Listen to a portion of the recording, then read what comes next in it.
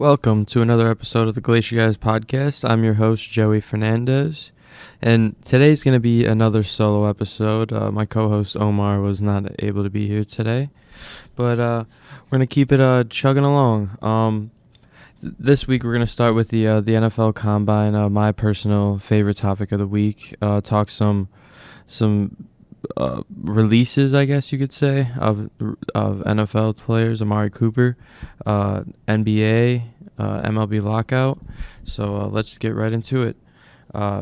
Starting out with the Combine, I think some of the biggest risers the day were obviously just the wide receivers as a whole. I mean, everyone was blazing. I don't know what was in the water in Indianapolis, but I mean, there's some great times here as far as 40-yard dash goes. I mean, Tyquan Thornton led with a 4.28 40, which is not bad at all. I mean, that's probably obviously going to improve his stock greatly.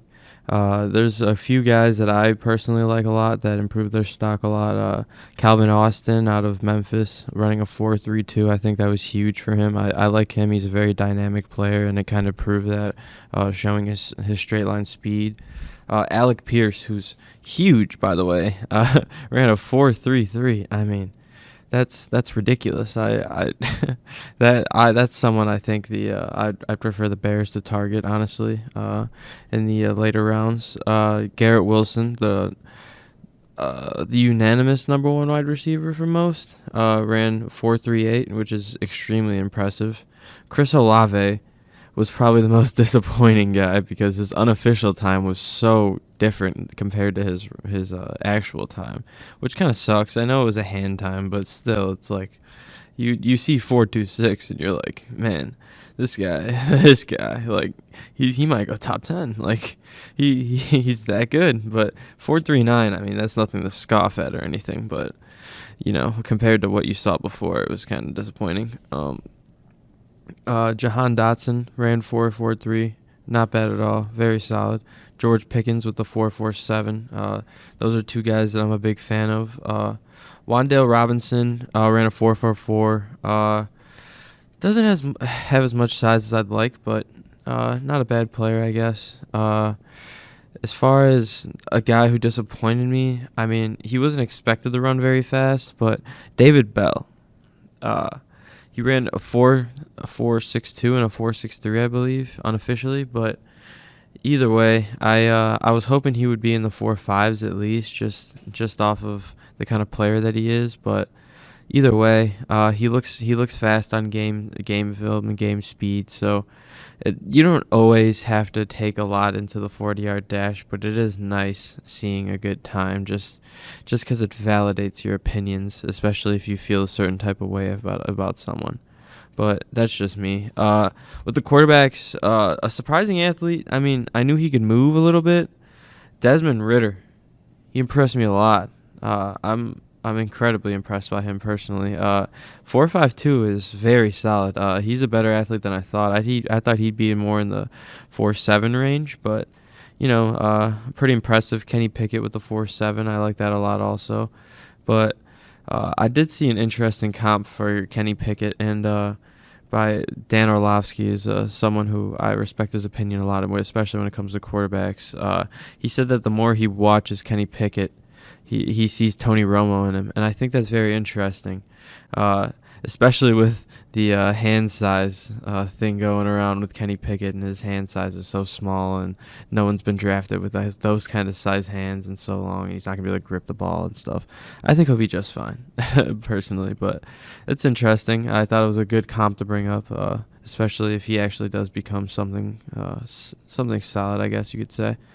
But that's really all for the Combine, I guess. Only really the wide receivers and the quarterbacks and the tight ends really did something, so there's not a crazy amount to talk about, but I'm curious to see when it comes to like the linebackers like Devin Lloyd, what he runs, or Nakobe Dean and stuff like that. But moving on, I wanted to move on to Amari Cooper because today there was some news released by Adam Schefter saying that the Cowboys are likely to release or try to trade, in quotes, Amari Cooper, which is very interesting.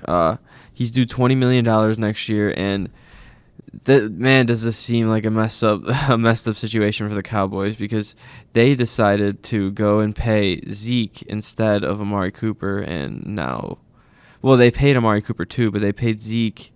That they can't pay Amari Cooper now. Like they can't afford him, I guess you could say, and they're going to be franchise tagging Dalton Schultz. So it just seems like cap mismanagement, because he's not even 30 years old yet. He hasn't really slowed down as a player. I think he's still the same talent level that he's always been. It just, I don't know. They're losing Cedric Wilson in free agency, and they're losing Michael Gallup also. So I know they have CeeDee Lamb, but from what seems like one of the best, if not the best, wide receiver core in football, to there's one productive wide receiver left on the team. I mean, obviously they could re-sign some of the guys, but it's crazy. He's 27 years old, elite route runner. I'm very interested to see where he goes, because he can definitely get paid on the open market, especially get a long-term deal too. I mean, there's no reason that he shouldn't be able to. It adds to another stacked wide receiver class also, with guys like Allen Robinson, Devontae Adams, Mike Williams, all that. It adds more competition, and might even lead to guys like Allen Robinson getting paid a little more, because they're driving up the price for him. But I don't know. I find it very interesting. I think that a team like the Bears could go after Amari Cooper, but they have more pressing needs, and the wide receiver class in the draft is so stacked that it's almost, do you want to spend $20 million, $20+ million on Amari Cooper, or do you want to go out and sign a few different complementary guys and help build the team's foundation up? Because it's not like the Bears are an Amari Cooper away from winning, you know? It feels like there's a lot more needed, and it's going to be a little rough around the edges, especially if they actually go after Cooper. So it's gonna be pretty interesting. I could see a team like maybe the Chargers going after him and replacing Mike Williams. And I mean, let me tell you, the route running on the Keenan Allen and Amari Cooper on the same team would be just disgusting. But a team that I think that he should go to, I don't know who their quarterback's gonna be yet, which could be an issue, but maybe the Saints. I know they don't have any money. That's the issue, but it just feels right. I think it would make a lot of sense for him to be in the Saints. But another team, maybe the Redskins. So, I mean, the Commanders. I'm sorry, but yeah, I mean, either way, it's, I don't know. I think they could try to trade him, and that could help out a team who he probably wouldn't be interested in, but we'll see. He could come at a budget, just because everyone knows that they're going to be releasing him. So, yeah, I thought that was something interesting to touch on. Next up, got some NBA news. Well, not really news, but it's kind of like a recap of some sorts. The Sixers. The Sixers look extremely hot right now, especially with James Harden coming back and kind of tearing it up like he typically does when he goes to a new team. It's just kind of fitting for him. I think a lot of it is, I think he lacks motivation. Like after a while, he gets too comfortable somewhere, and he just kind of grows old of it and lacks motivation, and kind of doesn't really see a reason to try all that hard. Which is crazy. Like, to be an all-world athlete and just kind of not try very hard and still drop 20 and 8 in his sleep is kind of crazy. And then whenever he feels like it, he could turn it on and average 34 points and 10 assists. You know, but I think it kind of puts the Sixers kind of up there in that upper echelon if they already weren't in the East. So I think it puts them up there with the Nets and the Bucks. I mean, I guess if you want to put the Bulls and the Heat in there too, but I don't know. As far as from a Bulls standpoint, it's kind of scary seeing that, just because the Nets get better, obviously, with Ben Simmons, and then the Sixers get even better with James Harden. So it's kind of a give and take, you know. The Nets lost Joe Harris for the rest of the season, so that's a big loss for them. But besides that, I mean, can the Bulls beat one of these teams in the playoffs? Biased fan says yes. Unbiased fan says no. Personally, I think it's extreme. I think it's an extreme uphill battle. Personally, there's not really much that can really go on there as far as As far as defensive matchups go, I think they lack a little bit up front, especially finding someone that can defend Embiid like well, or even Giannis or KD. Like there's just too many big bodies that we don't really have an answer for. I know Patrick Williams could be that answer, but can he really be that answer coming off an injury, being so young? You know what I mean? I don't really see that being like a viable option. Like I see him maybe holding his own for a little bit, but as a 7-game series goes on, you don't think those guys can figure out a way to score on a guy who's very inexperienced and has been hurt for a whole season? I mean, I think that's just kind of a pipe dream personally. The Bulls would have to play lights out basketball to even have a chance, not to mention even winning the series and then doing it 2 or 3 times, you know. But either way, as far as the MVP conversation goes, obviously you got guys like Jokic, who's probably been in front all season, kind of just in his sleep, just kind of doing what he does, doing Jokic things.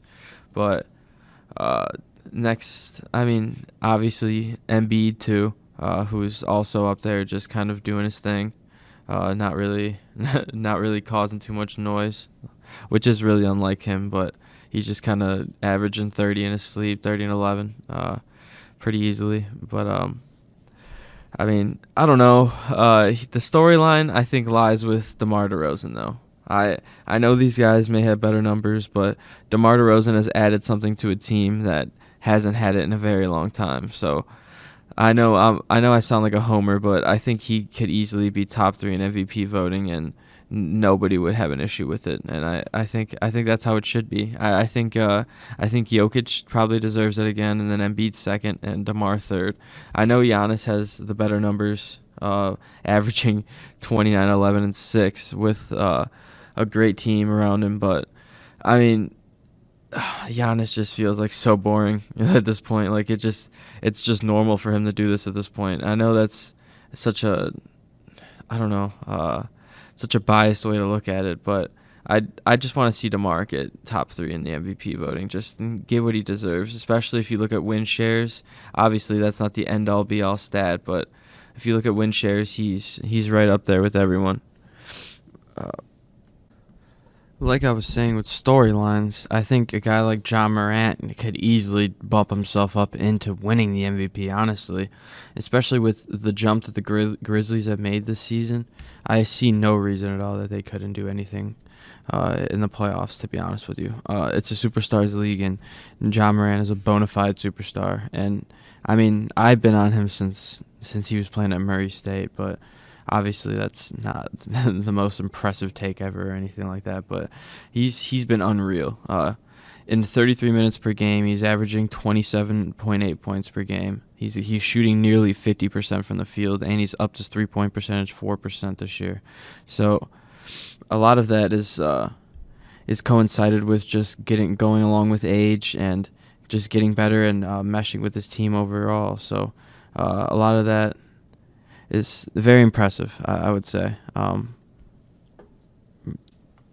Moving on to the MLB lockout, I mean, there's not much news to really talk about, which sucks. That's the news, is that there's not much news to talk about. It's like something's got to give at some point. I know it's millionaires versus billionaires and the players are trying to make a difference, but it just kind of sucks from a fan perspective. Obviously, you understand where both sides are coming from. It's a business at the end of the day, but man, would it be nice to see some baseball when you're expected to see some baseball.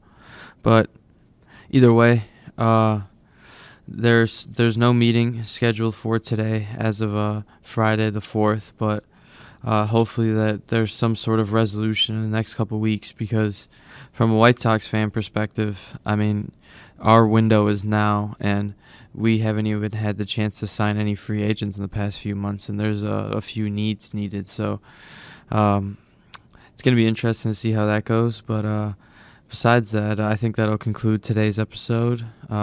You can access the podcast on the library's website, the Glacier, or SoundCloud, YouTube, and Apple Podcasts. Thank you, and peace.